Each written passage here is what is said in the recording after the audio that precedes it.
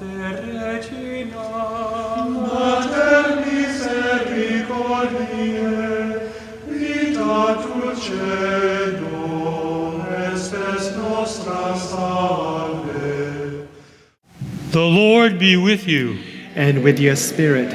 A reading from the Holy Gospel according to Mark. Glory to you, O Lord. In the course of his teaching, Jesus said to the crowds, "Beware of the scribes who like to go around in long robes and accept greetings in the marketplaces, seats of honor in synagogues, and places of honor at banquets. They devour the houses of widows and as a pretext recite lengthy prayers. They will receive a very severe condemnation." He sat down opposite the treasury and observed how the crowd put money into the treasury. Many rich people put in large sums of money. A poor widow also came and put in 2 small coins worth a few cents. Calling his disciples to himself, he said to them, "Amen, I say to you, this poor widow put in more than all the other contributors to the treasury, for they have all contributed from their surplus wealth, but she, from her poverty, has contributed all she had, her whole livelihood." The Gospel of the Lord. Praise to you, Lord Jesus Christ. Today we have 2 examples, splendid examples of faith in our readings. Our first reading is from the book of Kings, and it was in those days Elijah the prophet. Elijah, as you probably remember, is one of the greatest Old Testament prophets. His ministry was to the northern kingdom of Israel. About 1,000 years before Jesus, you had King David, and then you had his son Solomon. And Israel was a great nation at that time. But after Solomon came his son Rehoboam, and Israel ended up going into a civil war. And the kingdom was divided like the United States, north and south. In the northern kingdom, you had the kingdom of Israel with its king, and in the southern kingdom, you had Judah with Jerusalem. And so Elijah, they're all Israelites though. They're all members of the tribes of Jacob. And so God sends Elijah to the northern kingdom. His ministry is in the northern kingdom of Israel from the time of about 900 to 850 BC. Elijah was sent to the northern kingdom of Israel because they were abandoning the faith. They were going over to false gods. They were listening to lying prophets, and they liked it. And so God sent them Elijah, but they failed to listen to Elijah. And so God commanded Elijah to prophesy. And what is a prophet? A prophet is one who speaks the words of God, and they can be about the past, the present, or the future, revelation, prophecy, commandments, whatever. It can be about anything. And so God commanded Elijah to shut up the heavens, and it's not going to rain, not a single drop of rain for 3 years. A severe drought at the word of the Lord through Elijah. And this is symbolic. They don't want to listen to my word. I'm not going to give it to them. And so he commands Elijah to go into Gentile territory. And he tells Elijah there's going to be a widow there, and she will help to provide for your needs. I've appointed a widow, God says. And so Elijah heads into the city of Zarephath, Gentile territory. And he's obviously keeping an eye out for this widow. I'm supposed to meet this widow. And as he arrives at the entrance of the city, all cities have these gates, he saw a widow, and she was gathering sticks. And he called out to her, "Please bring me a small cupful of water to drink." Right away, Elijah recognizes who she is, and she asks her for charity. She left to get it, but then he calls out to her again as she's leaving, and she goes, "Oh, also, please bring along a bit of bread." Now, she knew he was a Jew. And she goes, "As the Lord your God lives, I have nothing baked. There is only a handful of flour in my jar, just a handful, and a little oil in the jug. I'm collecting a couple of sticks. I'm going to set them on fire. I'm going to go in and prepare something for myself and for my son, and when we have eaten, we're going to die." This is all she had. And so Elijah's testing her faith. In fact, he's bringing her to faith in the God of Israel, in the true God. And what does he say to her? Don't be afraid. Isn't that what Jesus says many times in the Gospels?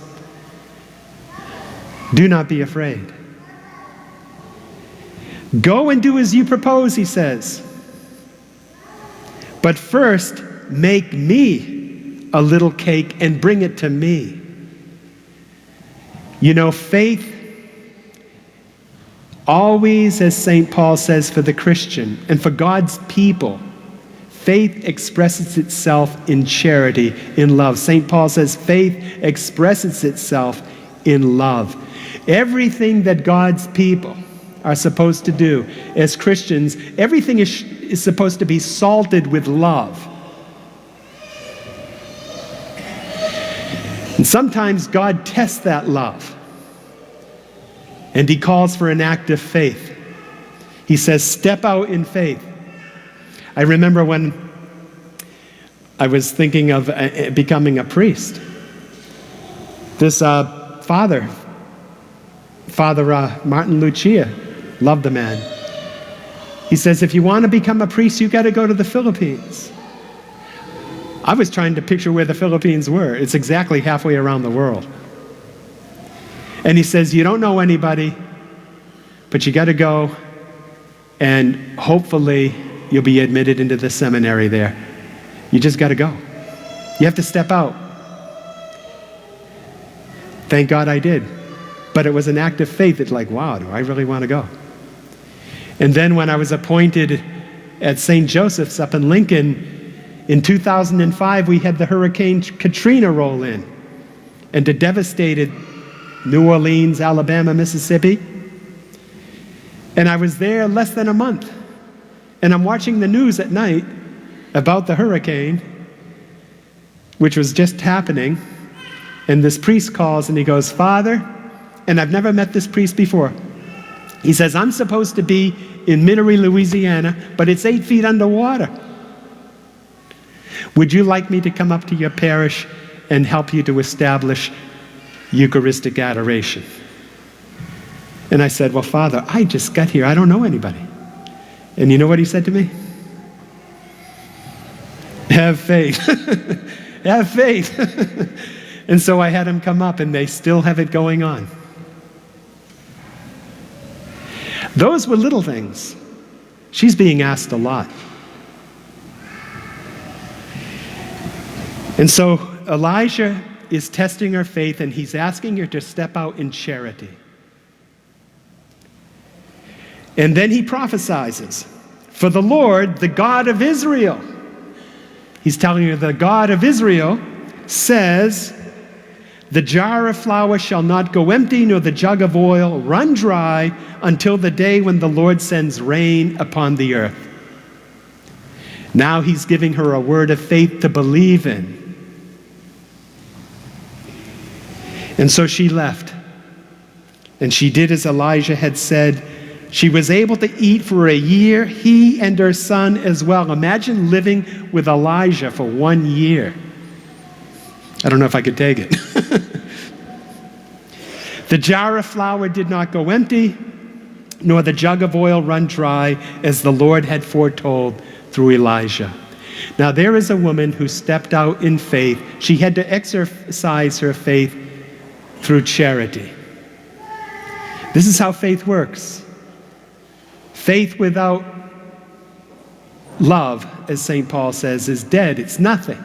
If I have all the faith in the world, but I don't have love, I have nothing.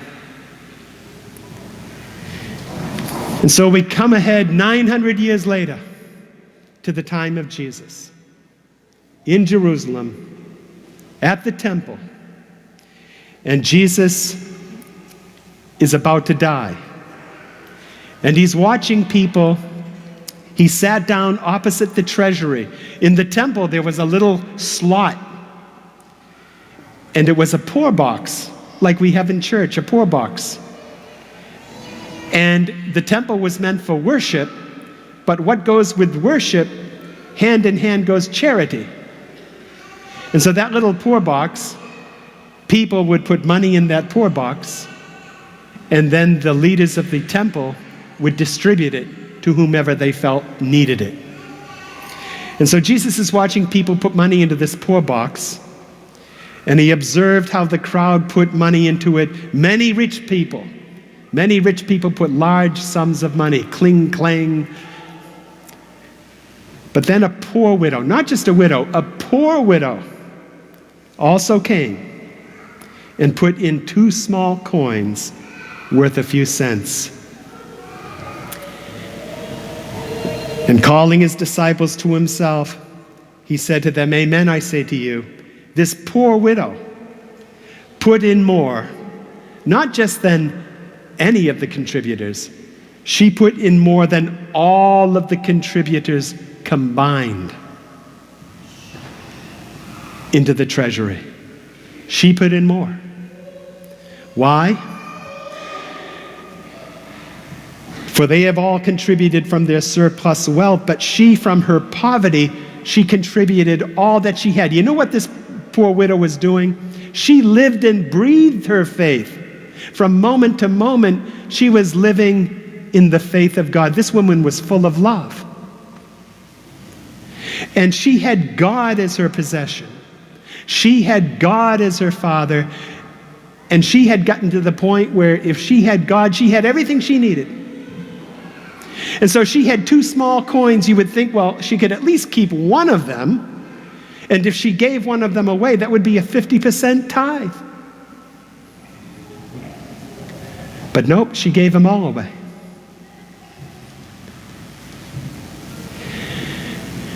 This woman was used to this.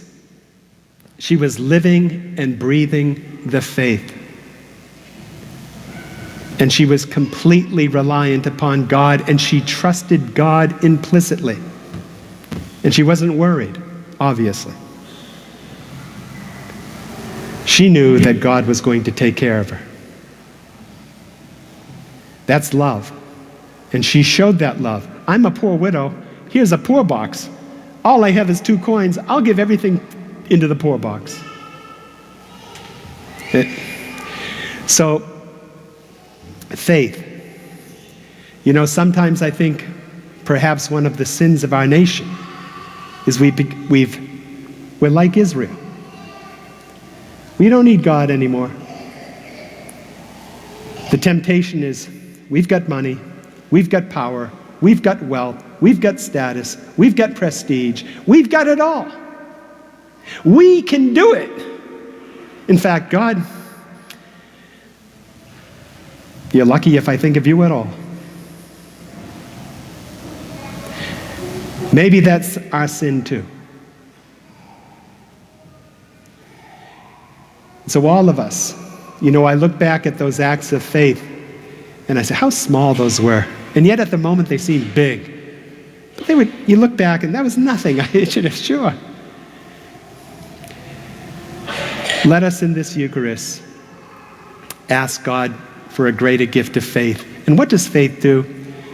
It's not something that we do here and there. Faith is something that we live and breathe. And how do we live and breathe it?